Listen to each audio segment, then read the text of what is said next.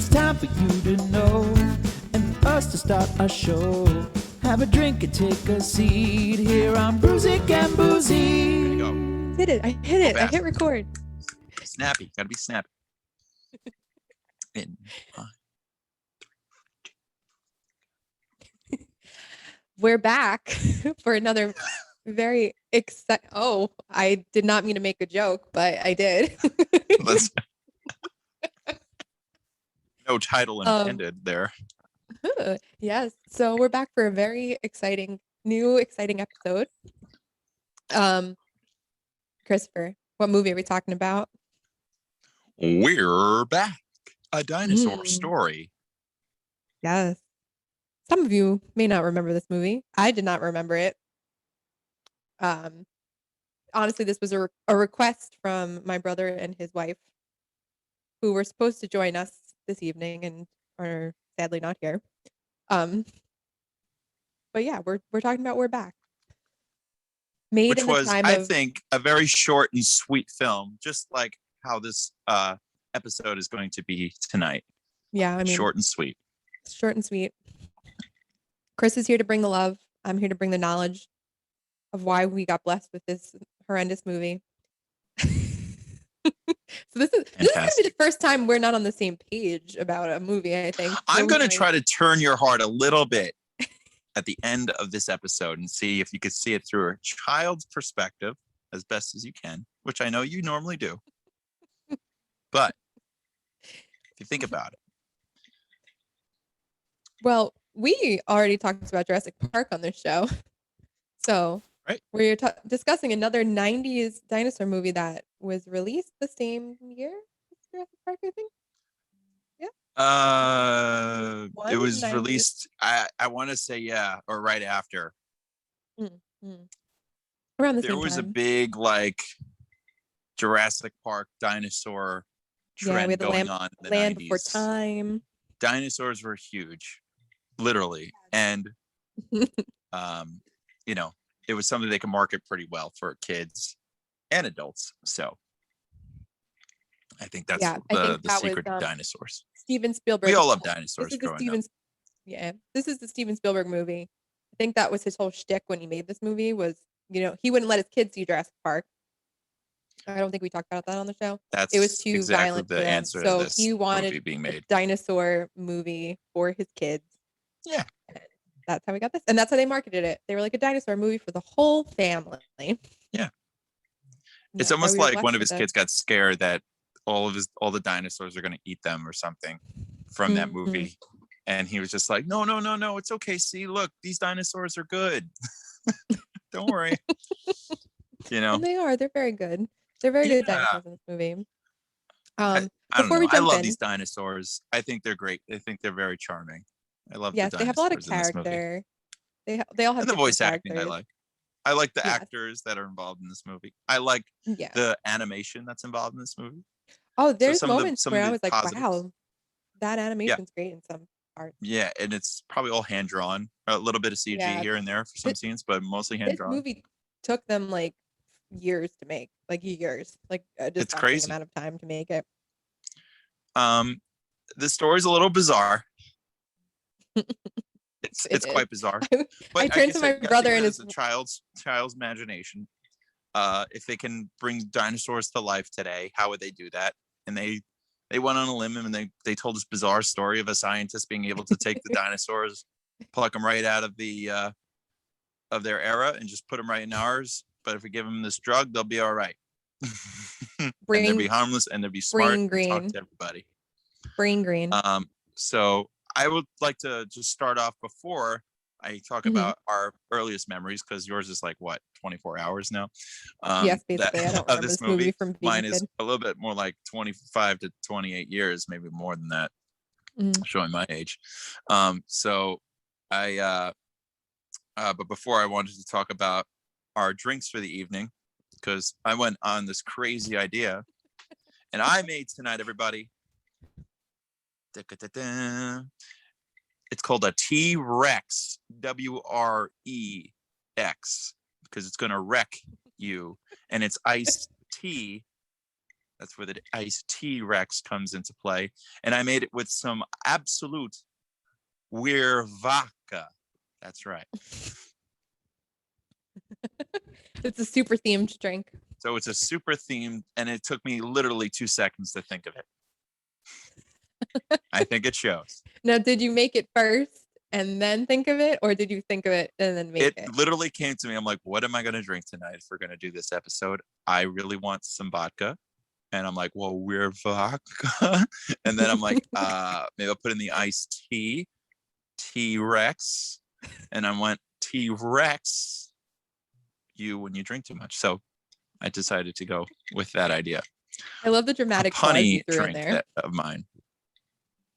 We're branching Okay, out so from the earliest bourbon. memories. Yeah. Well, I think I saw this excuse in the me. I theaters. have a beverage. Oh, here. sorry. I'm sorry. I just totally ignored you. You did. Rude. How rude. Just like this movie. No. Keeping with the Texas theme, because I'm still in Texas. The have T-Rex's theme. T-Rex's theme, yeah. The Imperial Texan, double red, double IPA.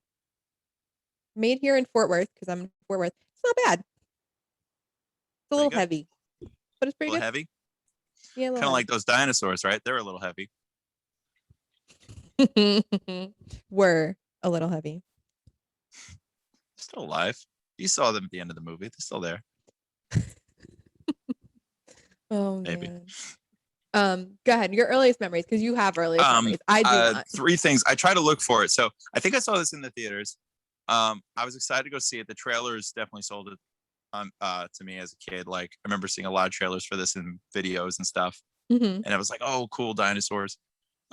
Yeah. So I think we grew up watching it a lot on VHS and stuff. I rented it a lot also after it. But I also had these Pizza Hut cups. I don't know if you remember this as a kid. Like, when the movie would come out, you would get the cups for kids. And I don't know if there was stickers on this one, but I'm pretty sure I had a weird back cup. And it used to like, it was for the kids meal. And I used to turn it, and it would be like, have like half the good guy on it and then half the bad guy on it. Because it's the evil twin in this one. Or he's not twin, he's the evil brother of the scientist in this movie. So I used to turn it, and I used to say, we're back. And then I go, when the evil guy comes over, I go, we're not back. But after months of getting help and therapy, I'm able to overcome that, those, whatever you want to call those urges. Talking to inanimate objects. Just say weird things like that. No, you don't do that anymore. No, not anymore. So this is my T-Rex, and you got the T-Rexus drink, and T-Rexus. It's definitely helping, suppress some of those memories. So talking to your cups. Yeah. No, but so that was my earliest memories. I remember Pizza Hut had a cup, and then we also had, I watched a lot of VHS, and I'm pretty sure I went to go see it in theaters. A friend of mine, we were obsessed with dinosaurs growing up, and Jurassic Park, dinosaurs in my house all the time. So I just remember the song too, somewhere in the commercials, and like, I got to go see that movie. I think I liked the song from the commercial. I don't know. It was kind of a screwy, weird looking. I like the animation and dinosaurs, and that's all I remember. But it was something I was excited for a lot as a kid. You know what it is? When we were younger, like, there were a lot of these like one-off animated movies from like Universal and like all these other companies. Nowadays, it doesn't exist. Like, it does exist, but they're not as popular as Disney. Like, there were a lot of these like Fightful and Cats Don't Dance, and like these movies that like people now don't really know. But when we were kids, there were other animated movies out there. Yeah, a lot. And they were like family, like, this was definitely one of those movies that, I don't know if it's honed so much in on the parents to go enjoy it as much as the kids. This is definitely more for a kids movie. Yeah. But at least, like, I think an adult can get by with seeing their kid having fun bringing their kid to go see this movie, you know, it's not too much. Although this movie's a little scary. I don't know if you kind of thought there's some kind of weird, scary. The blood oath is a little scary to me. There's a little some, you know, use of bloods, but like, you know, you need that dino DNA, and then, but it's mostly human blood, that they're extracting in this movie. Yeah. Yeah, I don't know. Well, I just remember enjoying it and being a little scared of the bad guy in this movie. And he's creepy, and it's creepy. So apparently, I have the knowledge of the making of this movie. But so I have the experience. You have the knowledge. Steven Spielberg went to different actors for the role of the villain. I don't know the villain's name. Yeah, I was gonna say he's like not a big known actor, right? Oh, the actor that does play him, he is like a voice actor, but I don't know his name. But originally he sounded familiar. It wasn't clicking. I didn't feel like looking it up though. Originally, it was supposed to be John Malkovich. He actually recorded, and there is some deleted scenes with his voice. Looks like him too. He was too scary, apparently. Then Christopher Lloyd was considered for it, and he did some of the lines. And Steven Spielberg didn't like it, so they scrapped Christopher Lloyd, and then they ultimately went with whoever voices him in the movie. But I can't think of the guy's name. Scrap Doc. Yeah, he didn't. I guess he did. He said he did a great job, but they didn't like it. It's very hard to please Steven Spielberg. Okay. Yeah, same with Tim Curry and Joker for animated Batman. True. I think they say it's too scary. Yeah, some people are good actors. It's just not. It's not the right fit. Yeah, it has to be the right tone. They know what they're looking for when they find it. So it bothered me at the end of the movie when they let it bothered me when they let him go at the end. I was like, this guy's scary. And they just like let him go. And I'm like, okay, bye. Go back into the world. Oh, and then he disappears. Yeah. Oh, no, I think that's just like him? He didn't just disappear. The crows just ate him whole and then disappears. But why? I don't know. That was the one thing that freaked me out a lot too as a kid. Like when he's looking up and the crows are just circling me out as an adult. Yeah, it's creepy. That always freaked me out. I was like, okay. It's quick. It's a quick paced movie compared to what I remember in my younger years. So you know, we're gonna go quick with this story because it's so quick anyways. But you know, I'm not gonna even go into really a lot of details. Just kind of hit moments that work for me, and then if you want to just talk about how crazy the story is and all the other craziness about why things happen in this movie, go for it. But also I wanted to mention I grew up with the video game for this. We have it on Super Nintendo. A video game. There is a video game. It was fun too. It was fun because you start as John Goodman's Rex, and you kind of just stomp around and jump on things, and it's kind of hard. I don't know. I remember being not the easiest game because you're really big and you're like just jumping, and then there's like all this stuff you have to dodge out of the way, and it's like really hard to do that when you're like this big on the screen. So, but it was cool. Sometimes you get other dinosaurs friends that would help you. So what was I going to say? And there's that little green guy that you meet in this part of the spacecraft. His name is the Great Gazoo. Yeah, basically he looks like Shrek in a I kept calling him the Great Gazoo when we were watching it. Yeah, it basically is. It's like, what's his name? Warb or something? Forb? Jay Leno. Maybe? I think Jay Leno plays him. It's Jay Leno. Jay Leno. I learned that later when I read the back of the box or something. I'm like, oh, I know Jay Leno. He's probably like this all the time. Hey, how you doing? I'm Jay Leno. Yeah. Apparently it was like a really hard, like they struggled with him to do the voice acting because Jay Leno puts on a character when he's on stage, basically. And when he's in real life, he's very quiet and like soft spoken and shy. So they were like, you need to like do your Jay Leno. Oh, really? Yeah. So random, Jay Leno. Yeah. Oh, but so back to the voice casting. I mean, you got Walter Cronkite as the scientist, which is such a funny thing. It's like they call him up. Walter, you mind reading this for us? It's a Wish Radio. I have to do my Walter for you. It's not bad. I always think of and that's the way it was. I always think of Bruce Almighty. He tries to do a Walter Cronkite. Yes. Yeah, and like it's funny when I saw Bruce Almighty, We're Back popped in my head immediately, and I was just like, Walter. Oh, don't look at me, Walter. That's a great movie. But like John Goodman, I like John Goodman's take on this character of Rex. So I don't know. He's just so sweet and soft spoken. Like he's the highlight in my opinion. And you meet him right off the bat, talking to this bird, telling him how he got there. At this he's golfing. It's cute. I don't know. It's cute to me. I don't know. It's funny. It's a dinosaur. He's golfing on his day off. It's funny to me. Yeah, I don't know. his day off. I don't know. There's something about the animation too. I like the tone of the animation. Just kind of works for me. I like it. The colors. I love the colors of these like 90s. It's like the color schemes they use, and it's very bright. But it's like that 90s hand. I can't describe it.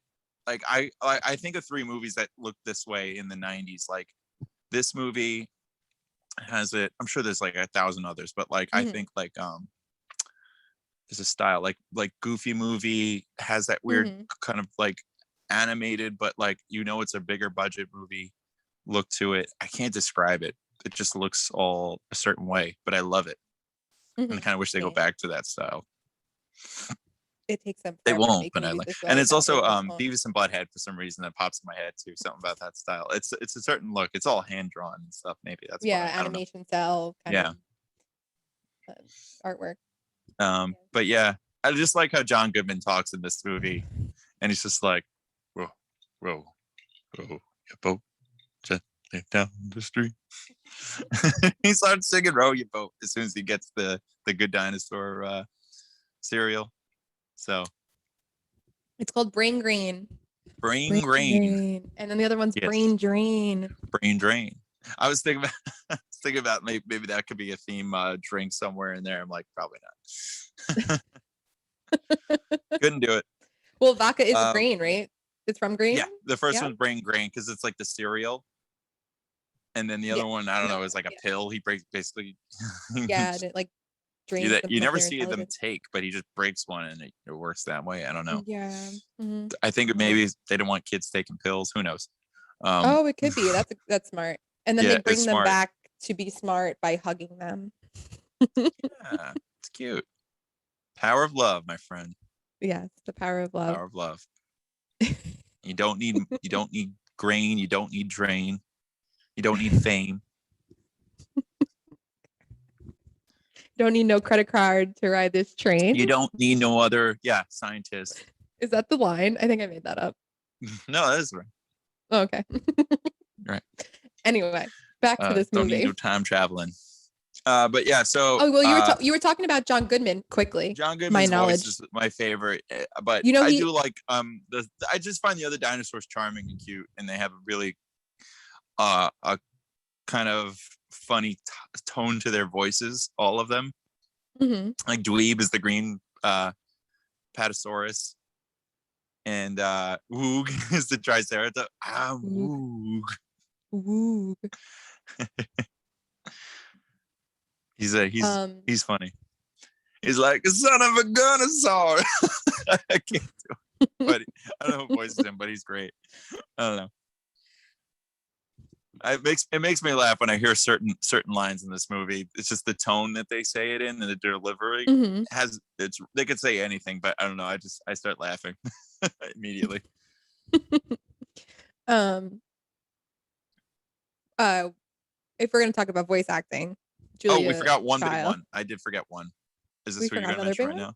Oh, Martin Short. Is that what you're gonna mention? Oh no, so that's 2. Julia Child.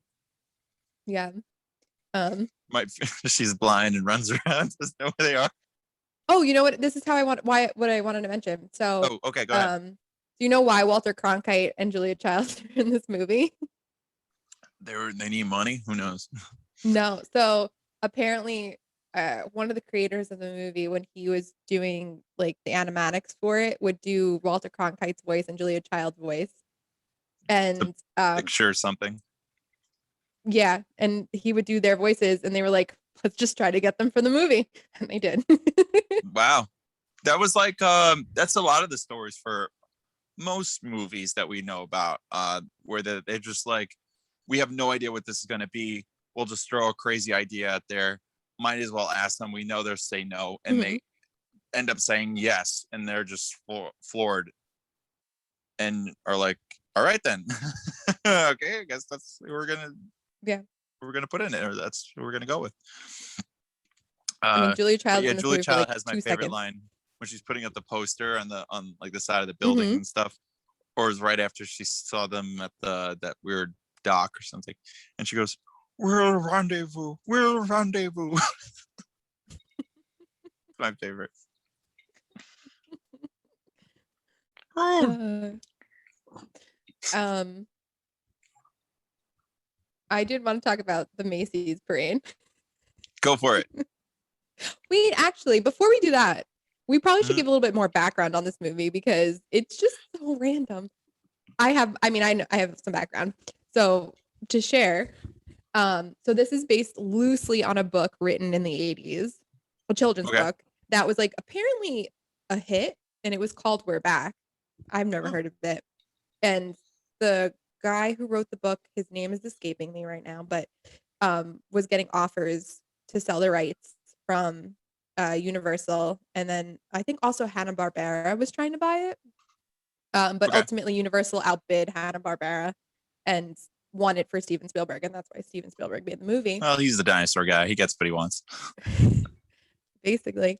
But apparently they just changed this movie so much from the book. It's just like wildly different. And it's only because it's like, you know, in Hollywood for a script, you need like ABC in order for it to be. Can't see it being. I wonder what's wildly different. All of it. Which leads us into the Macy's scene. Okay. They just happen to be walking. It happens to be Thanksgiving.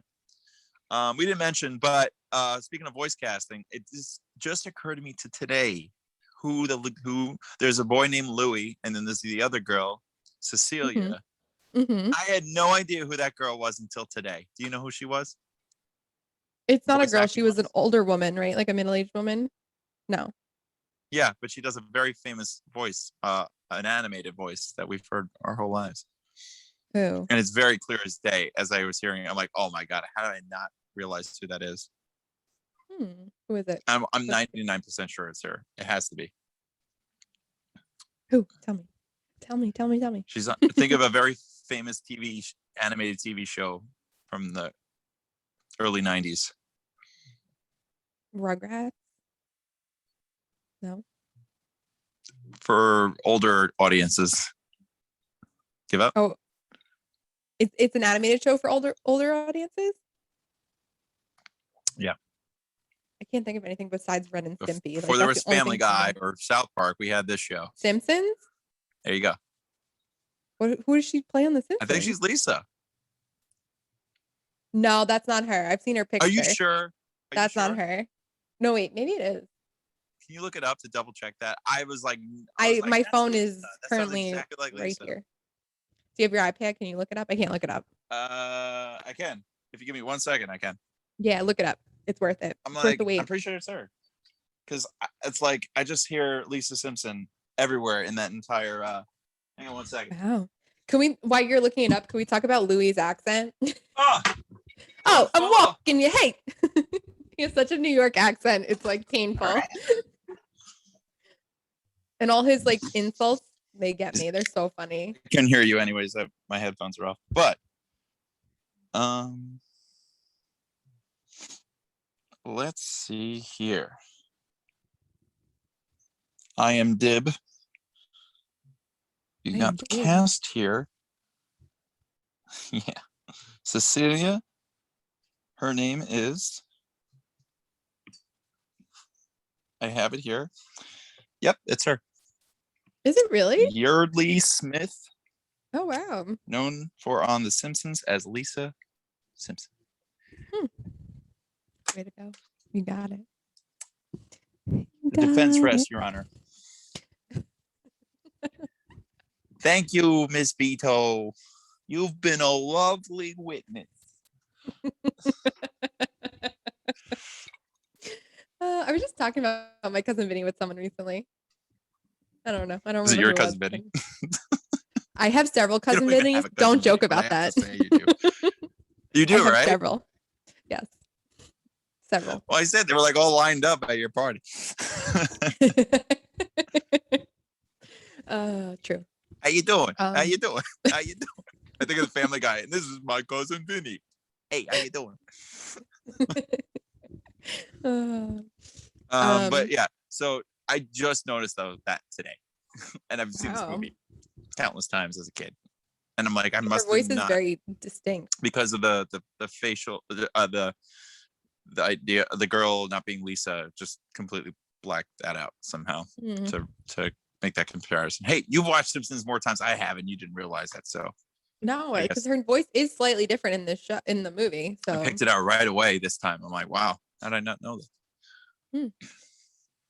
Now I have to rewatch it and listen to her. Yeah, a couple times I think. No. Torture.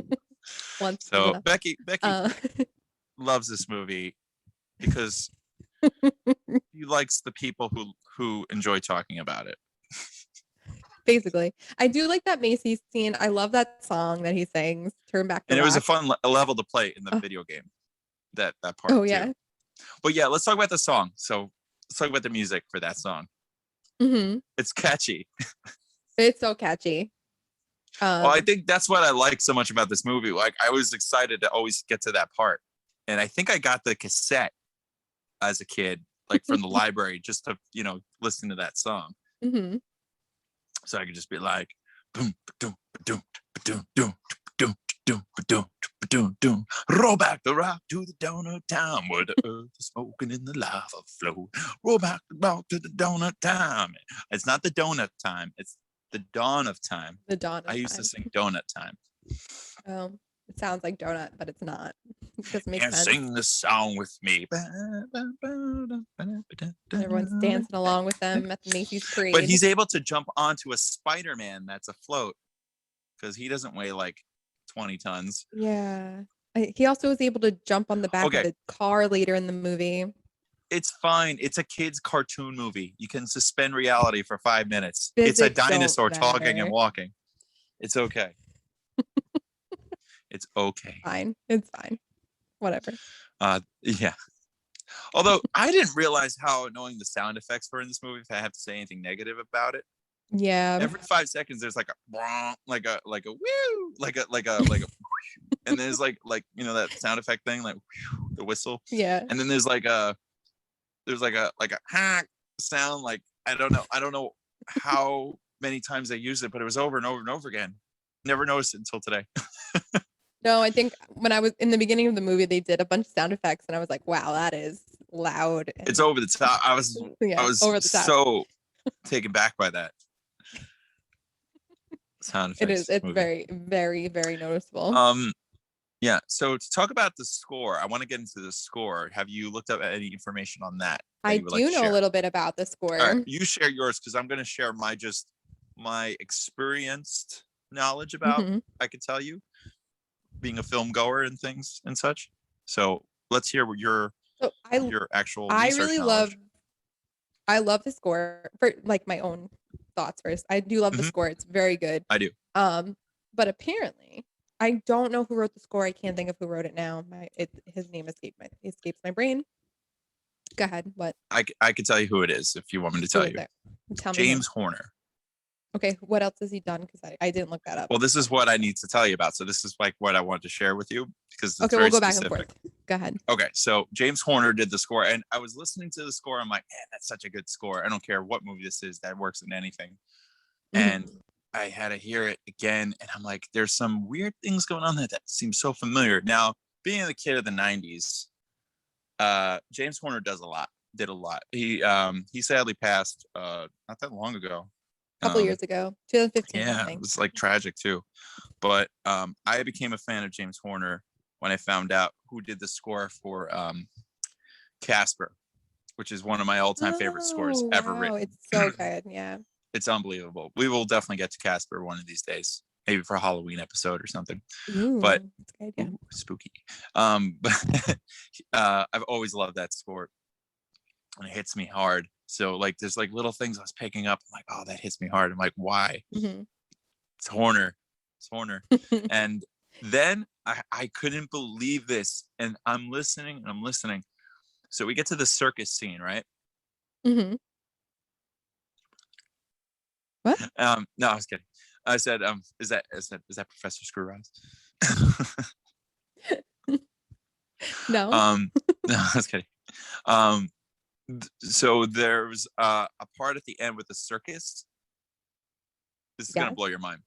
And I'm hearing this this sound effect. It wasn't a sound effect. It was this instrument being played, and I'm just like, wait a minute, that sounds really familiar. And I'm like, oh my gosh, isn't that the same or almost identical to, or very close to, like, or the monkeys in Jumanji when they bounce around and you meet the monkeys in Jumanji? Guess who did the music for Jumanji? Oh, interesting and controversial. Now, last thing I'm going to say about James Horner, because I love all his stuff. I had a I have to tell you my knowledge after you. I'm glad that we passed the mic to you to go back to me, because I'm going to ruin all of this for you. Okay, so you say what you have to say, and then I'm going to say something else to add on to what I just last said. Go ahead. No, you need to finish what you're saying about James Horner before I reveal Horner what I'm going to say. Also, this ties him back to Casper. I had a friend tell me they watched the movie Spiderweb Chronicles, which I never saw. I think I saw parts of.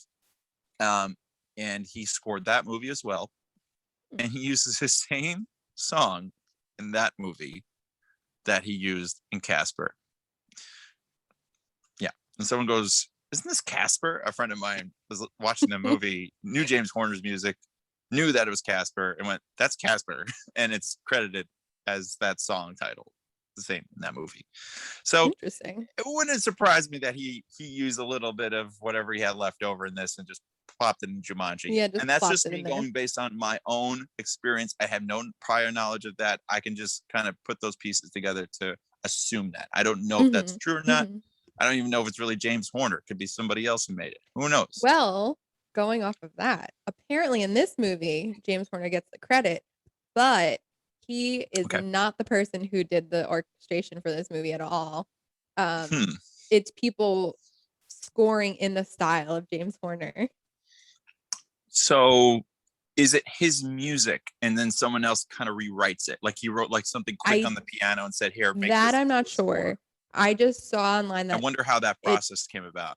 The orchestration is like in the style of his, but he was like, it's not like he wasn't a part of the whole thing at all. Right. We spoke about this in an earlier episode about, I brought it up like in I don't remember what episode we talked about it in, but I mentioned the Superman thing where they do that for John Williams music in the following Superman sequels, because he wrote the score for the first movie, second movie. It's his score that they reuse, and other orchestrations are in the style of him, and it's a John Williams original material, original scores. So obviously he was on board to write this movie, kind of just made it quick, and it sounds like somebody else just finished it.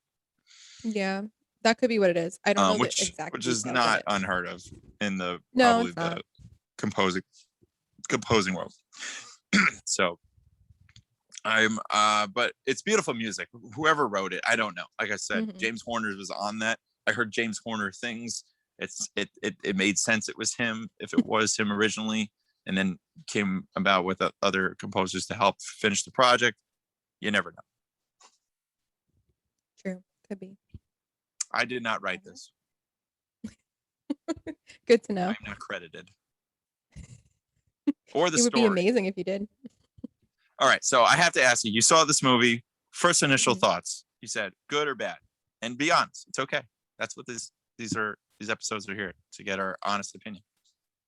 Yeah, I mean, I think this is the first time where this movie that we watched this week, I'm just like, about. I'm not positive or negative towards it. Okay. I don't really care. You just didn't really care. Yeah, I mean, that's fair. It's a fun movie. It's cool. I love the animation. It's fantastic. Yeah, I love the characters. The story is bizarre. Yeah, and it the takes voice place actors. very quickly, and it makes me think of this. So I'm going to kind of wrap up here. The dinosaurs have to get to the Museum of Natural History. That's their job. They take this this food that makes them smart and kind, and they are fun, lovable dinosaurs. They get to the Museum of Natural History. He couldn't at least like drop them off there in that big spaceship. Otherwise, the movie would have been over in 3 minutes. No, they're like, you need to go. He's Go like, we're find gonna airdrop you first. Somehow exactly into this spot right where this kid that you happen to see in a magic wish bubble, just happen to need a friend. Oh, we don't worry, we planned this out.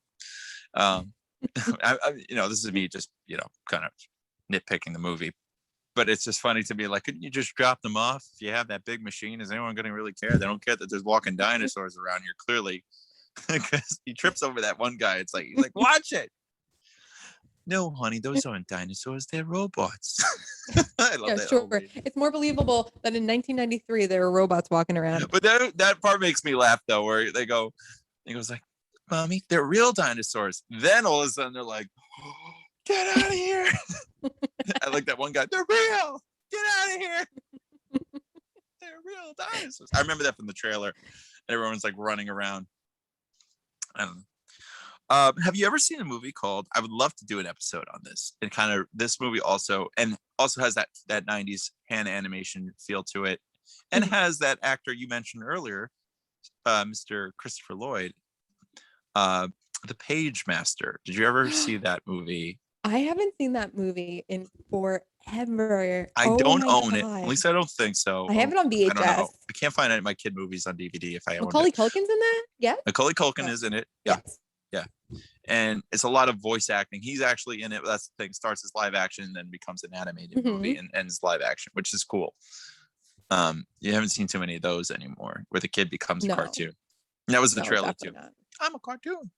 I remember that one as well. But like something about this movie reminds me that movie has like a kind of weird kid movie, animated, scary, creepy sometimes. Yeah. I was saying though, I don't know, just the feel of that movie reminds me of this movie. So yeah, I haven't seen that in forever. But obviously I love this movie. I grew up with this movie. It's something I held close to me. It was I felt for us when we were the first people to see it. We understand it. We were young kids to have these toys. There's merchandise. Well, we had all the cartoon characters and cups, and I don't know, I'm sure there's toys somewhere, but we definitely had the video game. It was interesting growing up. I remember our friend had, and that I own it now. I just loved the sweet charm, and I like the humor in it. There's some sweet humor in it. It makes me laugh. Yeah, that's about it. No, it's not the most special movie ever, but I hold it dear to my special things I had as a kid. So yeah, I mean, that's why we like talking about these movies on our show, because we have these special connections to them. Right. And it's not about quality. It's about it's about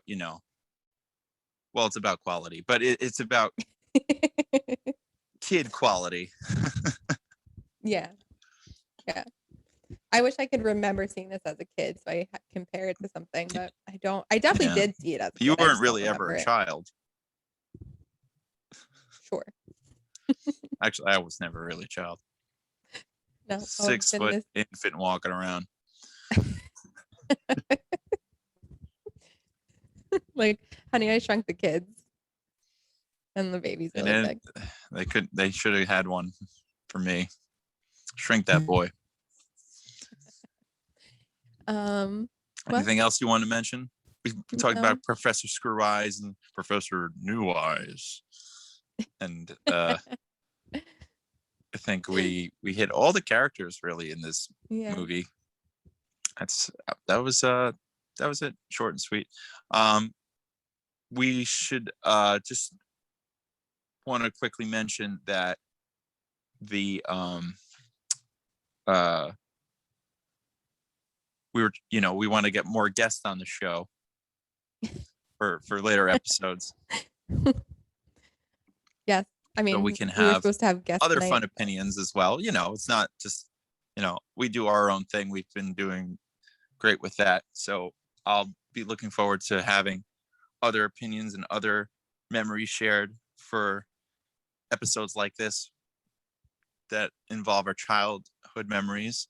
And I think we have some interesting episodes coming up for next week that I'm excited to talk about. Yes. Something newer and not in the 90s. It's hard when we have a lot of fond memories of things from that decade that we grew up in. So Yes. Yeah. we're going to try to choose something that we've already grown up into. Yes, exactly. I think I'm done growing. But I will say the movie that we're going to do next week does have a lot of 90s references in it and 80s. So I was going to say, or we're older not really references going, anyways. we're not that going they just too kind far. of throw into a bundle. So we'll look forward to that. Yes.